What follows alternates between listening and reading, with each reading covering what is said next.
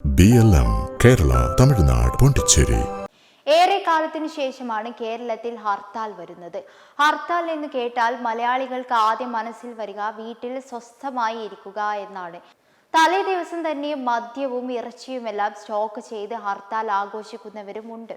Anjarakandy dental കോളേജിലെ 1ാം വർഷ BDS വിദ്യാർത്ഥിയായിരുന്ന Nitin രാജിന്റെ മരണത്തിൽ ഉത്തരവാദികളായവർക്കെതിരെ നടപടി ആവശ്യപ്പെട്ടാണ് കേരളത്തിൽ നാളെ ഹർത്താൽ പ്രഖ്യാപിച്ചിരിക്കുന്നത്.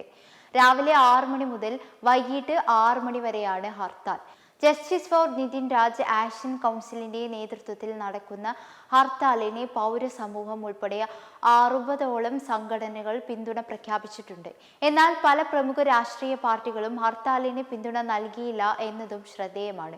കേരളത്തിൽ അനാവശ്യ ഹർത്താലുകൾ നടക്കുമ്പോഴെല്ലാം ഇത്തരം രാഷ്ട്രീയ പാർട്ടികൾ പിന്തുണ നൽകാറുമുണ്ട്.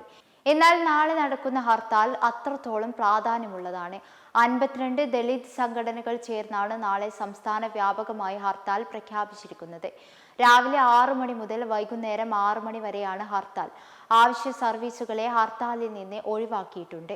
നിതിൻ രാജിന്റെ മരണത്തിന് ഉത്തരവാദികളായവരെ മുഴുവൻ അറസ്റ്റ് ചെയ്യുക, രോഹിത് വേമുല ആക്ട് നടപ്പിലാക്കുക, നിതിൻ രാജിന്റെ കുടുംബത്തിന് 10 കോടി രൂപ നഷ്ടപരിഹാരം നൽകുക, അഞ്ചരക്കണ്ടി ഡെന്റൽ കോളേജിന്റെ അഫിലിയേഷൻ റദ്ദു ചെയ്യുക, ജുഡീഷ്യൽ മേൽനോട്ടത്തിൽ കേസ് അന്വേഷണം നടത്തുക എന്ന ആവശ്യങ്ങളുമായാണ് ഹർത്താൽ.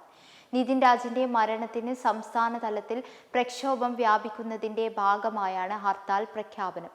നിതിൻ രാജിന്റെ മരണം ആത്മഹത്യയല്ലെന്നും ജാതി അധിക്ഷേപവും ക്യാമ്പസ് ഹരാസ്മെന്റ് മൂലമുണ്ടായ സംഭവമാണെന്നുമാണ് ആക്ഷൻ കൗൺസിൽ വ്യക്തമാക്കുന്നത്. അധ്യാപകരായ ഡോക്ടർ MK റാം ഉൾപ്പെടെയുള്ള ഉത്തരവാദികളെ ഉടൻ അറസ്റ്റ് ചെയ്യുക, രോഹിത് വേമുല നിയമം നടപ്പാക്കുക, നിതിൻ രാജിന്റെ കുടുംബത്തിന് 10 കോടി രൂപ നഷ്ടപരിഹാരം നൽകുക, കോളേജിന്റെ അഫിലിയേഷൻ റദ്ദാക്കുക, ഹൈക്കോടതി മേൽനോട്ടത്തിൽ അന്വേഷണം നടത്തുക തുടങ്ങിയ ആവശ്യങ്ങളാണ് സംഘടനകൾ മുന്നോട്ട് വെക്കുന്ന പ്രധാന ആവശ്യങ്ങൾ. ഹർത്താൽ ബന്ദായി മാറുമെന്നും റോഡിലിറങ്ങുന്ന സ്വകാര്യ വാഹനങ്ങൾ തടയുമെന്നും ആക്ഷൻ കൗൺസിൽ ജില്ലാ കൺവീനർ നേരത്തെ വ്യക്തമാക്കിയിരുന്നു. വ്യാപാരികൾ കടകമ്പോളങ്ങൾ അടച്ചു പൂർണ്ണ സഹകരണം നൽകണമെന്നും നേതൃത്വം ആവശ്യപ്പെട്ടു. കേരള പിന്നാക്ക സമുദായ മുന്നണി ഉൾപ്പെടെ നിരവധി സംഘടനകൾ ഹർത്താലിന് ഐക്യദാർഢ്യം പ്രഖ്യാപിച്ചു.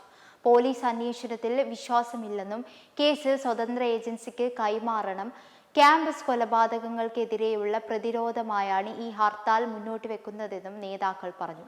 അതേസമയം നിതിൻ രാജ് ആത്മഹത്യ ചെയ്ത സംഭവത്തിൽ 1ാം പ്രതിയായ അധ്യാപകൻ ഡോക്ടർ MK റാമിനെ കോടതി മുൻകൂർ ജാമ്യം അനുവദിച്ചിരുന്നില്ല. എന്നാൽ 2ാം പ്രതി സംഗീത നമ്പ്യാർക്ക് മുൻകൂർ ജാമ്യം അനുവദിച്ചു. തലശ്ശേരി അഡീഷണൽ ജില്ലാ സെഷൻസ് കോടതിയാണ് ഇരുവരുടെയും ജാമ്യാപേക്ഷ പരിഗണിച്ചത്. ആത്മഹത്യാ പ്രേരണ കുറ്റത്തിന് പുറമെ പട്ടികജാതി പട്ടികവർഗ അതിക്രമ നിരോധന നിയമപ്രകാരമുള്ള ഗൗരവമേറിയ വകുപ്പുകളും പ്രതികൾക്കെതിരെ ചുമത്തിയിട്ടുണ്ട്. BLM കേരള തമിഴ്നാട് പോണ്ടിച്ചേരി.